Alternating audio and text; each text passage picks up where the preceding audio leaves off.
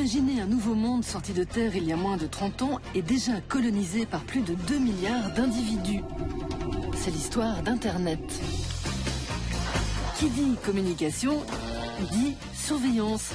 Les États n'ont pas tardé à ouvrir grandes leurs oreilles pour espionner les citoyens 2.0. Aujourd'hui, cet univers à portée de souris est le théâtre d'un conflit mondial, la World Web War. Les tenants d'un net sous contrôle s'opposent aux partisans d'un réseau libre. Au cœur de la bataille de Julian Assange aux Anonymous, une nouvelle génération d'activistes, les cyber-militants. Ils veulent libérer la toile et changent parfois l'ordre du monde, comme les télécomics pendant le printemps arabe. Ce soir, le créateur de Télécomics est notre hôte. À ses côtés, de redoutables activistes. L'ancienne porte-parole des Black Panthers, Kathleen Cleaver. Le mathématicien qui a précipité la chute du régime nazi et père de l'intelligence artificielle, le Britannique Alan Turing. Les Men in Grey et leurs mystérieuses attachées-caisses capables de court-circuiter vos mails. Et enfin, les hackers urbains qui partent à l'abordage des villes.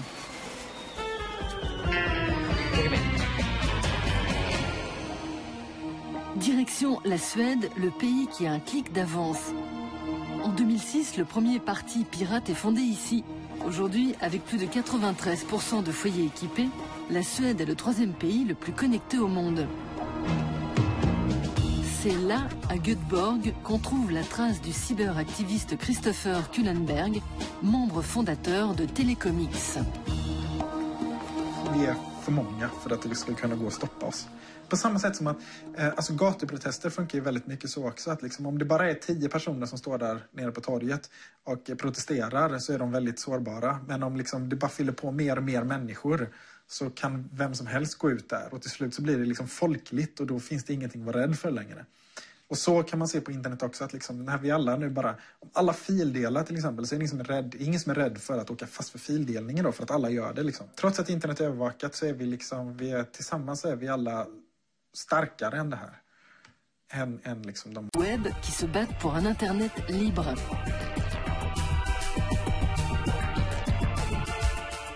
What can you do to contribute to the program? 1. You can blog and thus undermine the powers of oppression. Christopher fait partie du noyau dur de Télécomics. Auteur en 2011 du manifeste du net activisme, ce cyber-militant qui ne possède ni smartphone ni compte Facebook a été élu homme de l'année par un magazine suédois.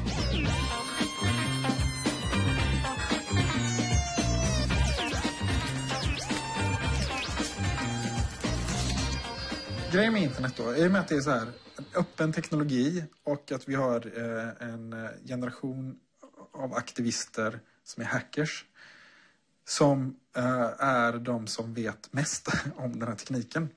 Så är det också så att internet är flexibelt, är byggt för att underminera, stoppa den här liksom skadan på nätverket som censur är till exempel. Så det vi försöker göra är att öka den här potentialen som redan finns inbyggd i internet. Att om man befinner sig på ett ställe på internet och sen så blir en sajt censurerad, då kan man gå en annan väg runt där. Liksom. Det finns massa sätt att hela tiden gå runt hinder på internet. C'est au cours d'une fête chez Christopher Kullenberg que Télécomics est lancé. À l'époque, le collectif veut faire du lobbying pour protester contre la mise sous surveillance du net. Au même moment, en juin 2009, les élections présidentielles en Iran sont marquées par une série de manifestations qui contestent le résultat officiel. Pour se faire entendre et contrer la propagande, les internautes iraniens postent des vidéos filmées grâce à leur téléphone portable. Dépassé par l'ampleur de ces images, le régime décide aussi sec de fermer le net. Christopher et son crew de Télécomics livrent alors leur première bataille. Ils tentent d'entrer en contact avec les opposants. En vain, la censure du gouvernement iranien leur résiste. Télécomics a perdu une bataille, mais pas la guerre. En janvier 2011, c'est au tour de la Tunisie de se révolter. Comme en Iran, le pouvoir bloque la possibilité de mettre en ligne des vidéos sur le net. Mais cette fois-ci, le collectif de hackers a mis au point une technique qui lui permet de récupérer les vidéos et de les propager sur le web.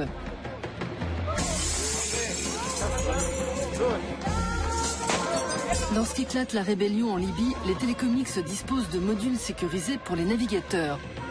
Ces mini-programmes ou plugins permettent aux internautes de brouiller les pistes sans laisser de traces sur le réseau. Les yeux rivés sur son écran, Christopher ne perd pas une miette du printemps arabe et réalise son plus beau coup en Égypte. Om internet stängs ner helt och hållet, är vi i Egypten då, är det att då funkar det fortfarande telefonerna. Så då tog vi ut de här gamla modemen från 90-talet som fortfarande fanns på vissa ställen. Alltså det fanns hos en internetoperatör i Frankrike, hos en i Tyskland. Folk blev väldigt upprörda. Och då kom alla med så här tokiga idéer. Liksom. Är det någon som...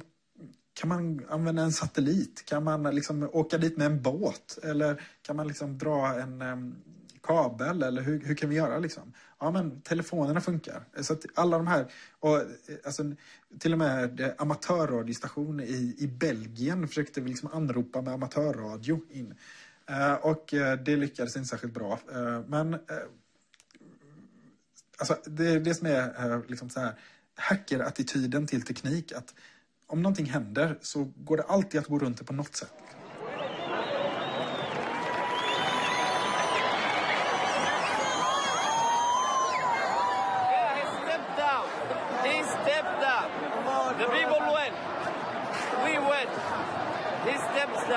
But now we are checking if it's correct or not. I'm calling some friends and I have some problems with the network, but I think it steps down now. We think so. But it's about 90% sure.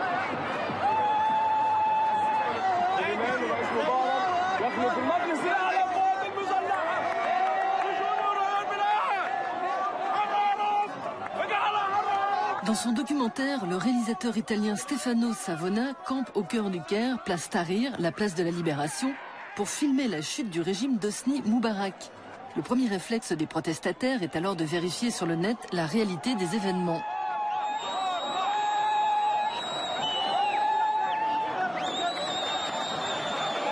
Den egyptiska arabiska våren hade hänt utan internet. Liksom. Det är inte det som är grejen. Samtidigt som de här sakerna är viktiga, för i längden så är liksom öppningen är fri kommunikation. Det är så som vi kan... Det är så som världen sakta förändras.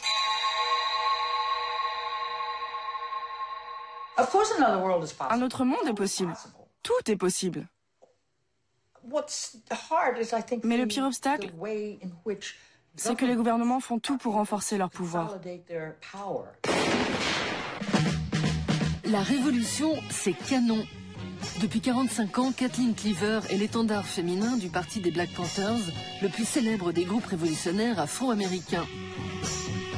Un engagement pour le Black Power qu'elle a suivi aux premières loges dès 67 en tant que porte-parole du mouvement des Panthères Noirs.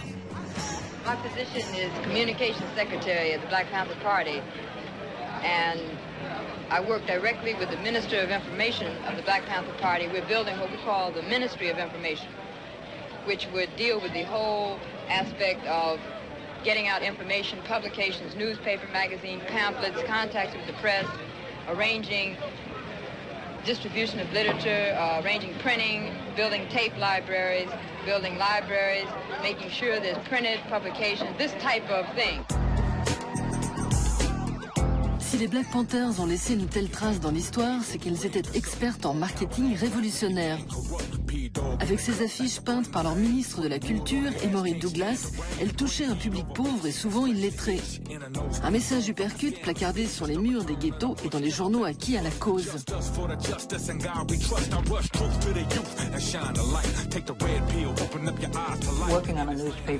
Notre parti s'est développé en travaillant pour notre journal, en le distribuant et en faisant des cours d'éducation politique dans lesquels on utilisait ce journal. C'est ainsi que les gens étaient gagnés par notre cause. Avec Internet, je ne sais pas si ça pourrait marcher. On ne peut pas le toucher du doigt. Tu ne peux pas laisser traîner Internet sur une table pour que des enfants qui viennent déjeuner après toi y jettent un œil.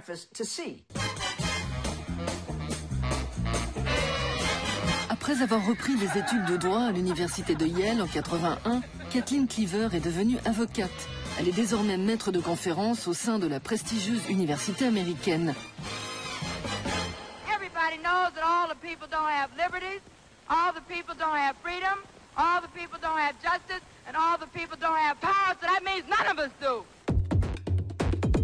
Née en 1945 au Texas, Kathleen suit ses parents diplomates en Inde, aux Philippines, en Sierra Leone, puis au Liberia, avant de redécouvrir l'Amérique au milieu des 50s. À 20 ans, elle abandonne ses études pour rejoindre le SNCC, la première association de lutte pour les droits civiques. J'ai grandi à une époque où l'impérialisme, le colonialisme et le racisme étaient remis en cause. L'Inde était devenue indépendante. Mais en Alabama, ceux qui ressemblaient à des Indiens ou qui avaient la peau foncée ne pouvaient même pas voter. En Inde, ils étaient présidents, premiers ministres. Ils dirigeaient le pays. Le système racial américain était bidon. Il n'avait aucune crédibilité. Je n'y ai jamais cru. L'Amérique des années 50 est minée par le racisme.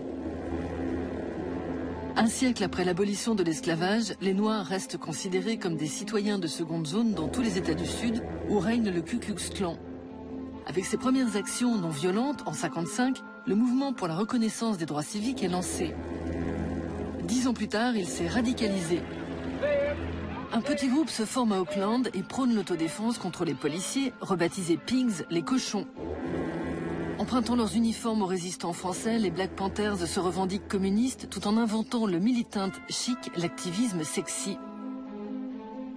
En 1967, Kathleen a le coup de foudre pour Eldridge Cleaver, ministre de l'information du mouvement. Le couple se marie quelques mois après sa rencontre, alors que les Black Panthers passent d'une poignée de militants à presque 1 million, suite à l'assassinat du leader de la cause noire, Martin Luther King, en avril 1968.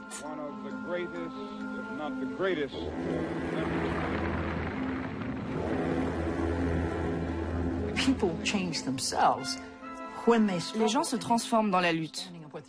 Ils comprennent de quoi ils sont capables. On disait toujours, ton arme la plus puissante, c'est ton imagination. Les gens imaginent une vie différente et doivent lutter s'ils veulent la vivre.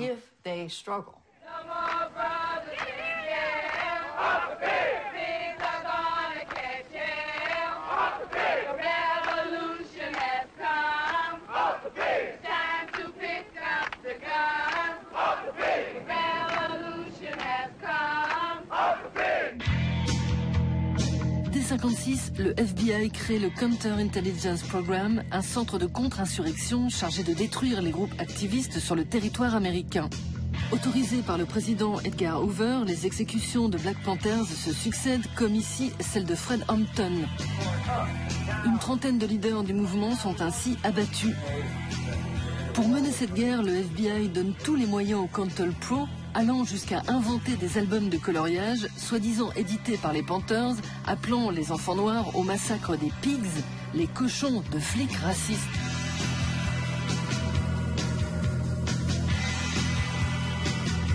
Mais dis donc, Kathleen, pourquoi le gouvernement américain voulait détruire les Black Panthers? Je me suis posé la question très souvent. Je me suis demandé si c'était pas parce que John Edgar Hoover était devenu sénile qu'il avait dit « Le parti des Black Panthers représente la plus grande menace pour la sécurité intérieure des États-Unis ».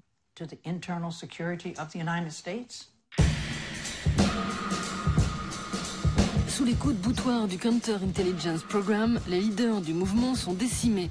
Cleaver, comme beaucoup, fuit l'Amérique. En 1975, moins de 10 ans après sa naissance, le mouvement est exsangue. On savait qu'ils voulaient nous tuer. Ça, c'était évident.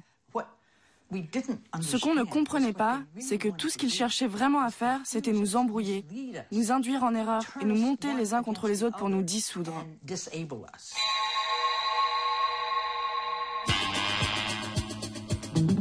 Tout de suite, on retrouve Christopher, le Goldfinger du web. Telecomics är en sån grupp som inte begår ingenting som är olagligt. Det finns ingen mening med för liksom, polisen att spana. Alltså, vi vill bli infiltrerade för att det är så vi förändrar liksom, världen. Genom att folk alltså infiltratörerna är, vi bjuder in dem. Liksom. Det bästa vore om man kan ha liksom, FBI och alla världens underrättelseorganisationer blev en del av oss.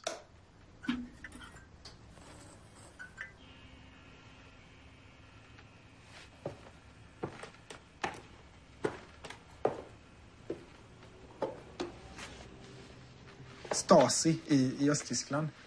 De hade så här system i bostadskvarteren för att liksom hålla informanter. Det är väldigt ineffektivt och det är väldigt manuellt. Och idag så jag vet inte ens vad min granne heter. Men idag så har vi mobiltelefoner och datorer där vi själva liksom hela tiden pumpar ut information om vem vi är, vad vi gör, var vi befinner oss. Vi bär alltid med oss 99% av befolkningen i Sverige uppger alltid sin position. Var de befinner sig i rent geografiskt.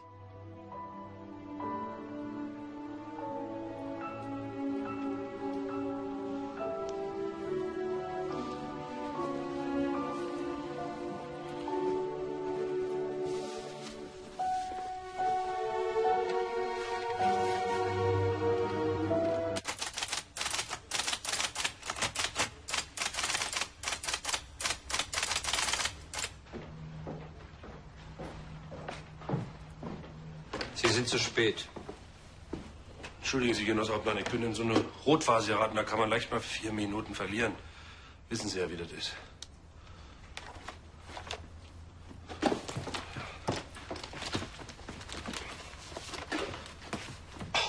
Oh, die sind ja schon bei der Sache.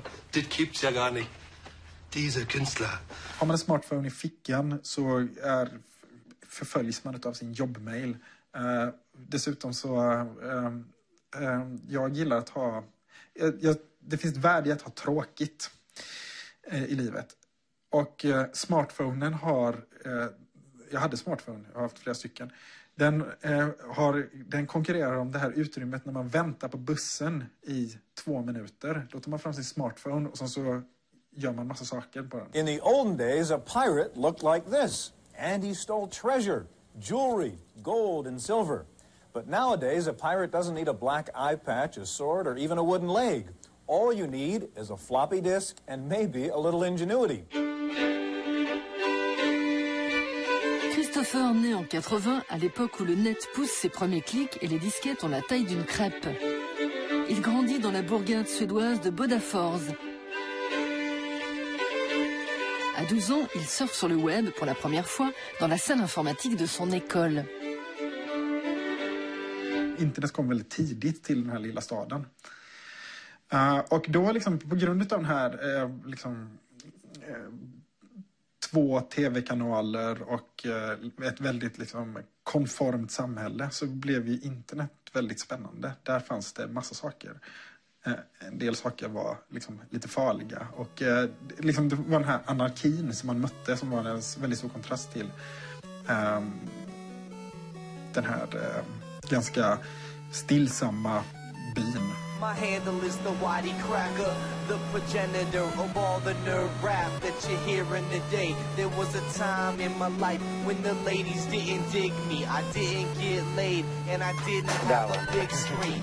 Lorsque Christopher souffle ses 16 bougies en 96, le monde vient de passer la barre des 10 millions d'ordinateurs connectés et Google n'existe pas encore.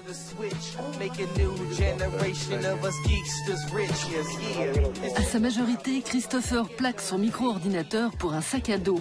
Il part explorer le monde et se retrouve en Israël dans un kibbutz.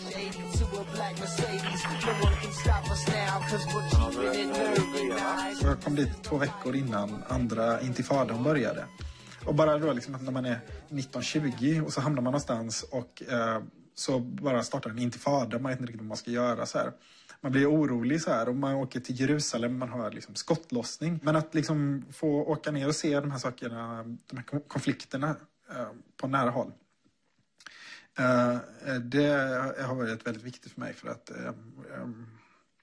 och det är också det som på något sätt är så det som reflekterar sen i arabiska våren sen och mitt intresse för arabiska våren är på något sätt att jag har alltid liksom velat åka tillbaka till Mellanöstern hela tiden. System analysis of human socio-technical society shows that cyberspace is a dangerous place. for those who openly criticize their leadership.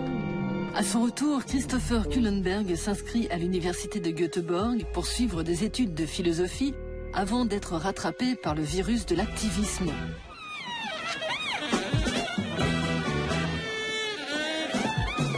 Depuis, le Suédois de 32 ans a une double vie.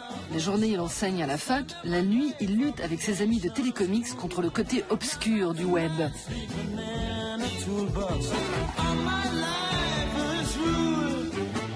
Övervakning på internet är egentligen, det utgår man från att så är det alltid. Så utgångspunkten är att trafiken är övervakad. Och dessutom då har vi en hel ekonomi som bygger på övervakning. Det vill säga Google, Facebook och de stora informationsbearbetande affärsmodellerna. Dans un monde où l'information vaut de l'or, Internet est un gigantesque gisement de données, les data en anglais. Chaque tweet, chaque achat ou recherche effectuée sur la toile est stocké ici, puis trié et analysé dans ces immenses entrepôts climatisés. Plus de 2000 data centers sont disséminés sur la planète, dans le désert ou sous terre, histoire de leur assurer une sécurité maximum.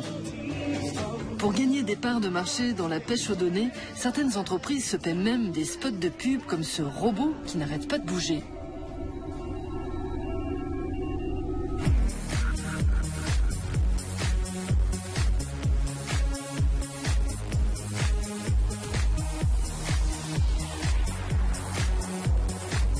Mais d'autres vont encore plus loin. En 2012, Google et la CIA ont investi 10 millions de dollars chacun dans cette compagnie qui prétend pouvoir détecter et comprendre le futur. Pour lire dans l'avenir, l'entreprise fondée en 2009 par un Suédois collecte sur la toile toutes les infos relatives au futur. Selon elle, plus un événement à venir est évoqué sur le net, plus il devient probable. Une forme d'intelligence collective régnerait ainsi sur la toile.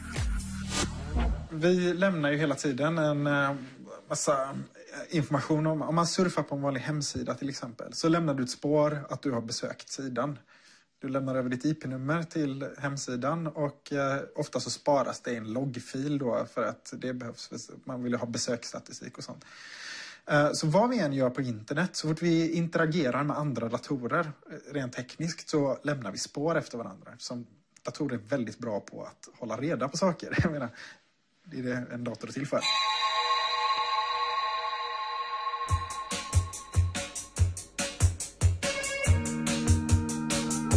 To have a healthy paranoia than it is to just blindly trust, you know. And we're all about healthy paranoia. Au paradis digital, bienheureux les paranoïaques. C'est le credo des Men in Grey, ces hommes en gris qui sillonnent les rues d'Helsinki, de Bruxelles ou de Berlin, leur précieux attaché-caisse à la main. À l'intérieur de ceux-ci, un concentré de technologie capable d'intercepter n'importe quel signal et de l'afficher en un éclair. Le but de ce groupuscule anonyme, démontrer que sur le net, on ne peut rien cacher.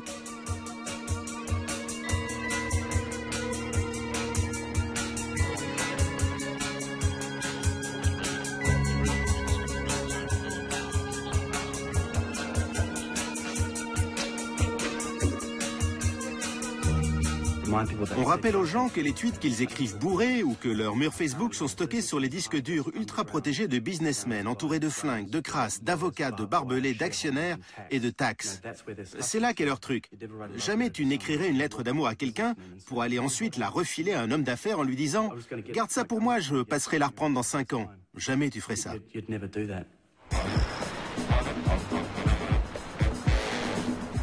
Deux membres des Men in Grey vivent à Berlin. Pour la première fois, ils ont accepté de parler à visage découvert. Le néo-zélandais Julian Oliver et le russe Danja Vassiliev sont des informaticiens militants. Armés d'ordinateurs qui tournent sur le système d'exploitation Linux, ils combattent les géants du net. Ils donnent régulièrement des cours de cybersécurité à leurs voisins et amis, et ils sont estomaqués de voir combien d'entre eux ignorent tout du net et de son fonctionnement.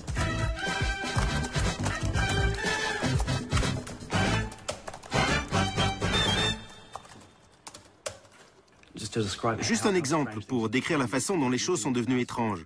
Si tu demandes à quelqu'un dans la rue comment la carte postale ou la petite lettre que tu lui as envoyée est arrivée dans sa boîte aux lettres, il te décrira très bien la façon dont la lettre a voyagé. Il te décrira le système postal, il saura te dire ce qu'est un code postal et il pourra t'expliquer à quoi correspond une adresse. Si tu demandes à cette même personne comment l'email que tu lui as envoyé est arrivé dans sa boîte de réception, tu ferais mieux de prendre des notes et de les mettre dans un recueil de poésie.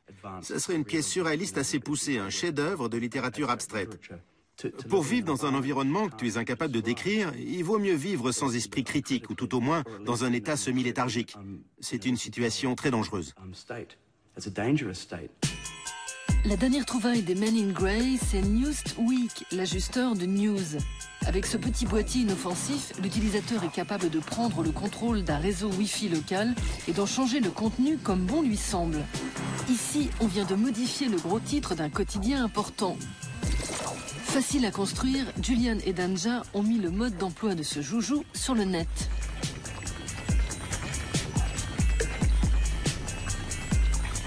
En quelques mois, il a été téléchargé des milliers de fois partout dans le monde. Mais alors, qui croire? Chaque réseau devient son propre îlot de réalité. On pourrait faire sortir les gens de leur café ou de leur bibliothèque. On pourrait le brancher dans un aéroport et dire que tous les avions sont retardés en raison d'une énorme tempête de neige.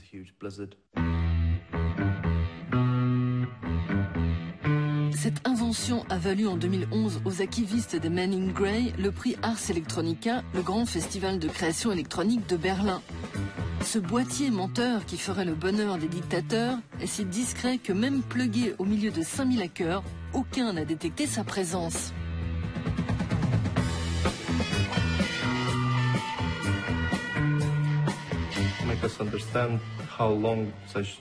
On voulait savoir combien de temps un tel dispositif pouvait tenir dans un environnement truffé de pirates. On a été dans une convention de hackers, on l'a branché au mur, derrière une chaise sans trop le cacher. On s'attendait à ce qu'il soit débusqué dans l'heure, mais il est resté pendant les 4 jours qu'a duré l'événement.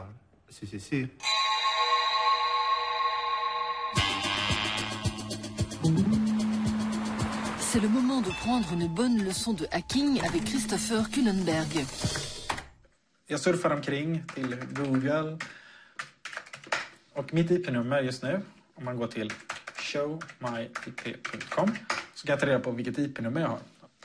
Om jag istället då använder mig av anonymiseringsmjukvara, i det här fallet så finns det en väldigt bra anonymiseringsmjukvara som heter Tor. Och då kan jag säga åt min Firefox här, använd Tor-nätverket för att gå ut på internet. Use proxy Tor. Det här är mitt riktiga IP-nummer. Jag laddar om den här sidan. Och det går lite långsammare. Helt plötsligt har jag ett som är på 199 och kommer från en Tor Exit Router som troligtvis står någonstans i Tyskland kanske. Så att nu så är jag dold. Au début des années 70, les phone phreakers sont les premiers à faire craquer le système. À la manière des super-héros, ces hackers des cavernes avancent masqués. Leur pionnier, Captain Crunch, tire son nom d'une boîte de céréales qui lui procure le sésame pour pirater le central téléphonique. En soufflant, l'américain John Draper produit une fréquence sonore qui lui permet de téléphoner à l'œil. En 72, Steve Wozniak, futur cofondateur d'Apple, invente la Blue Box qui produit les mêmes effets. Avec son pote Steve Jobs, il en vend 200 exemplaires. With us now is Captain Crunch, whose real name is John Draper. John was called a pirate when that referred to stealing long-distance telephone calls rather than software. Gary? Yeah, John, I guess the phone phreaking of the 60s is sort of the computer hacking of today's. How do you feel about software piracy? Well, it's definitely a problem, and the problem is probably because of the very high cost of software. And the reason for that, of course, is that programmers can't work for nothing, and the cost of development is very, very high. Thank you, gentlemen. We'll be back in just a minute. En 88, l'américain Kevin Mitnick, surnommé le Condor, est le premier pirate informatique recherché par le FBI. L'année suivante, les hackers anti-nucléaires changent la page d'accueil de la CIA. The computer hacker group Anonymous is claiming tonight that it took down the website of the Federal Appeals Court in San Francisco this afternoon. They took down Senate.gov servers, they've taken down HB Gary. Sony's claiming they did $150 million worth of damage. Depuis 2006, avec le collectif Anonymous, les hackers ont déclaré la guerre mondiale sur le web. Partout dans le monde et parfois dans la rue, ces pirates masqués lancent des opérations spectaculaires et groupées contre ceux qu'ils désignent comme les suppôts de Big Brother. Leur signature, We Are Legion, nous sommes innombrables. Cette année, un documentaire éponyme raconte l'histoire de ces cyberactivistes. Google vill veta vad du vill köpa på internet innan du har hunnit skriva färdigt ditt sökord. Och detta då för att kunna ge dig liksom reklam så fort som möjligt innan du knappt ens vet vad du vill ha. Speciellt då efter 11 september så har man då tänkt sig att inom liksom terrorismbekämpningen då vill man ju kunna veta innan ett attentat sker. Så då samlar man på sig massa data och man försöker liksom förutsäga när och var och vilken plats och av vem så kommer ett attentat inträffa. Problemet är då att den här metoden är dels är den liksom osäker i sig för att det är inte så farligt om Google ger oss fel liksom blomma om vi vill köpa blommor. Men det är ganska förödande om vi får fel misstänkt till ett terroristbrott.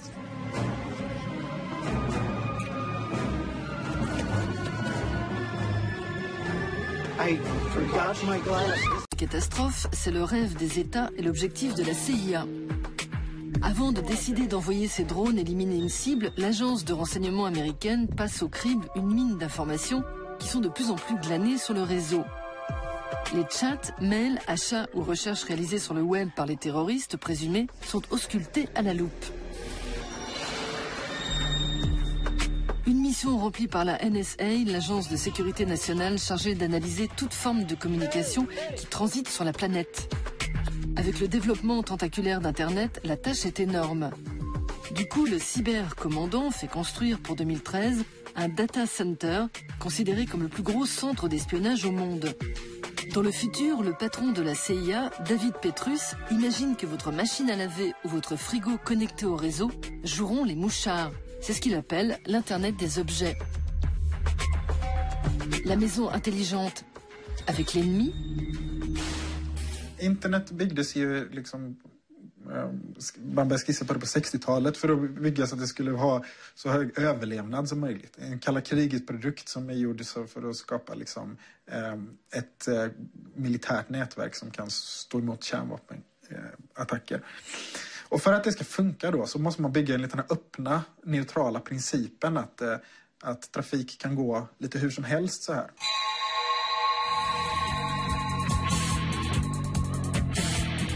1943, la Seconde Guerre mondiale est à son apogée. Dans les deux camps, on tente de percer les secrets des messages cryptés que s'envoient les militaires avant chaque opération. À l'époque, l'Allemagne a le dessus avec une machine à crypter inventée 20 ans plus tôt. Enigma et ses 159 milliards de réglages possibles. Depuis 1938, les Polonais en ont percé quelques mystères avec leur bombe cryptologique, une machine électro-mécanique bientôt boostée par une équipe anglaise, installée dans le plus grand secret dans le manoir de Bletchley Park, à 80 km de Londres. À la tête de cette équipe de casseurs de code, le mathématicien de 26 ans Alan Turing. Grâce à celui qui deviendra un héros national, la guerre prend une nouvelle tournure. Les Alliés sont bientôt capables de décoder les messages allemands. Pour le Reich, la fin est proche. Turing aurait eu 100 ans cette année. Pour tous les informaticiens, la machine qu'il a créée il y a 65 ans, ici exposée à Londres, est l'un des premiers véritables ordinateurs modernes.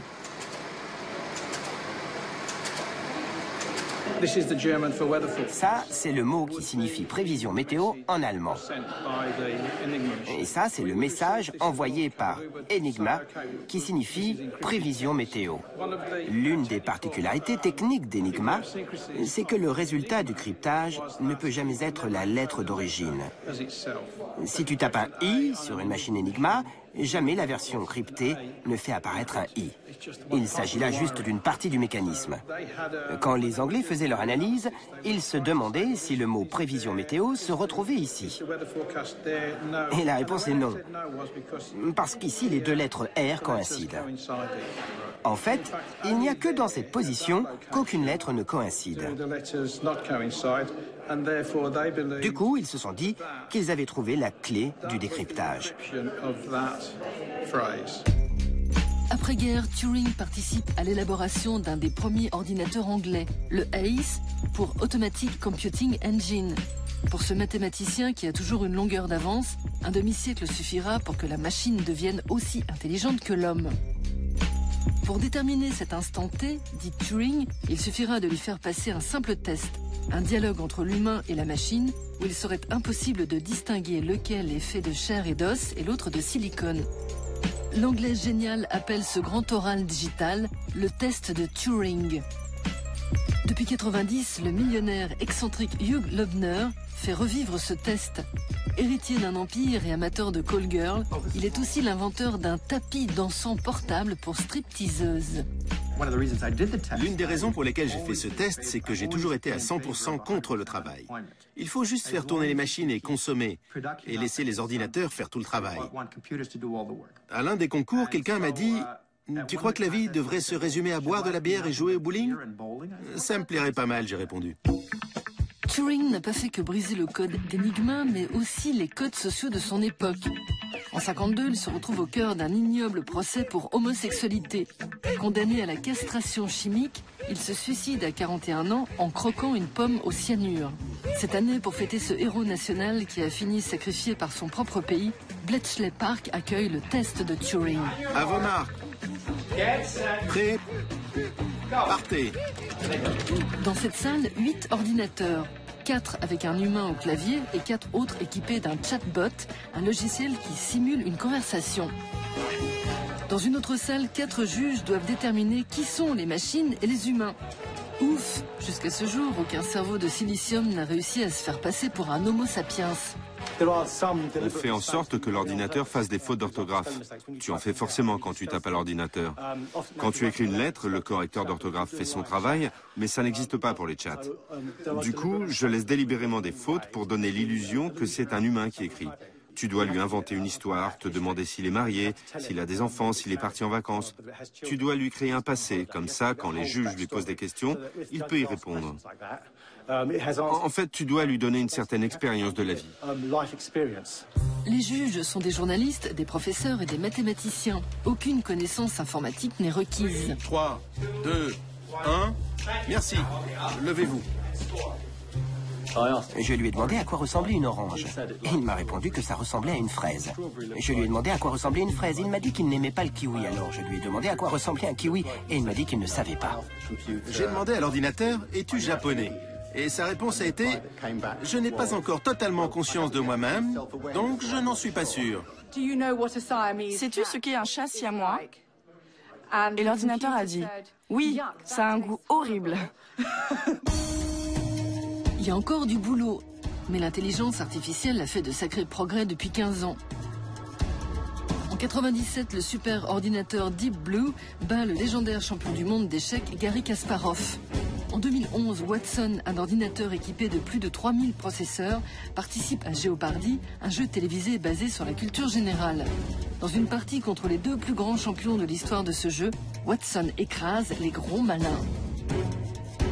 Beatles people for 400. This title gal, children at your feet, wonder how you manage to make ends meet. Watson. Who is Lady Madonna? Correct. Je suis convaincu que d'ici 2050, les robots ressembleront tellement aux humains dans leurs conversations, leurs émotions ou leur apparence, que les gens tomberont amoureux d'eux et coucheront même avec eux. Il se pourrait que les hommes finissent par appréhender les relations sexuelles avec les femmes, par peur de ne pas réussir à rivaliser avec les performances sexuelles des robots.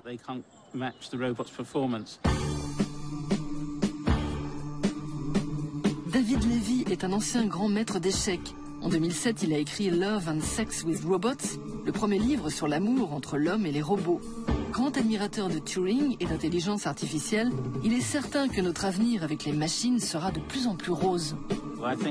Ça va forcément finir par un robot qui prend toutes les décisions clés à la Maison-Blanche. Regardez certaines des erreurs atroces qu'ont commises les dirigeants dans le passé. Et si vous les comparez à un jeu d'échecs, c'est carrément des erreurs de débutants.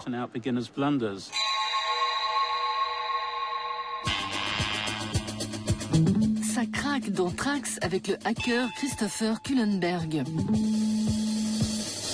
Pirate Bay och Piratbyrån, liksom, de hade den här attityden liksom, att vi bestämmer på internet och vårt mål är att ta över världen med liksom, fildelning. Och så fort då liksom filmbolag eller någonting började säga nej men ni måste ta ner det här copyright, så bara de var så här väldigt uppkäftiga och bara sa nej. Stick och brinn. En 2009, les administrateurs du site de partage de fichiers Pirate Bay sont convoqués au tribunal de Stockholm. Pour Christopher, ce procès est surtout celui de l'Internet libre. Il décide alors de créer Telecomix avec une vingtaine d'activistes. Dans la foulée, l'Assemblée européenne doit voter une nouvelle réglementation sur les télécoms. Pour contrer ce projet, le collectif imagine un mode d'action inédit dans le monde des hackers. Telecomix publie sur un site les numéros de téléphone des députés européens et encourage les internautes à les appeler. En parallèle, le parti pirate suédois part à l'abordage du monde politique et décroche en juin 2009 son premier siège de député européen.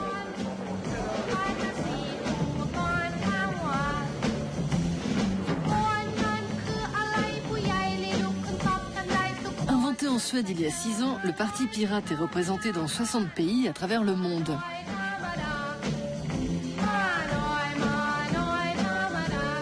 Omega-tecknet är ju en symbol för motstånd. Sen så finns det en stjärna liksom, och det står för telekommunism. Det vill säga telekommunism är tanken om att vi liksom delar med oss av data med varandra och kunskap är fri och datorkod är fri. Pour Telecomix, le partage des fichiers et de la connaissance sur le net, c'est sacré. My dear friends, finally we have achieved recognition. Our new religion can start growing now. You are already a part of our religion. By downloading and uploading, sharing and enjoying the freedom of knowledge that our new era offers. You all know well our holy symbols, Control-C and Control-V. So, I'm welcoming you to Control-Z your old way and paste yourself in our new Copymism Church. Inspiré de l'expression « copie-me » pour « copie-moi », le copimisme est reconnu comme une organisation religieuse par la Suède depuis 2011. Fondée par le Suédois Isaac Egerson, l'église compte près de 3000 membres et a même célébré cette année son premier mariage à Belgrade.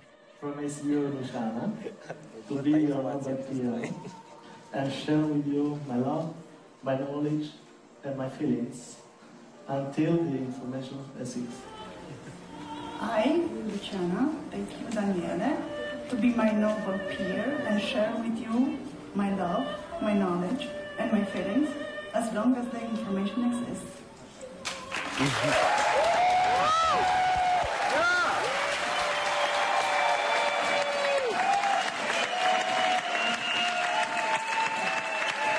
Tanken om cyberspace är att det finns en virtuell verklighet som bara baseras på information.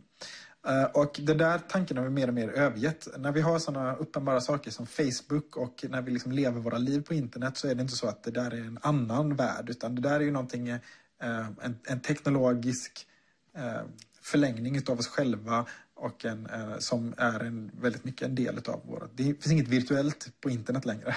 Det fanns bara när internet inte existerade.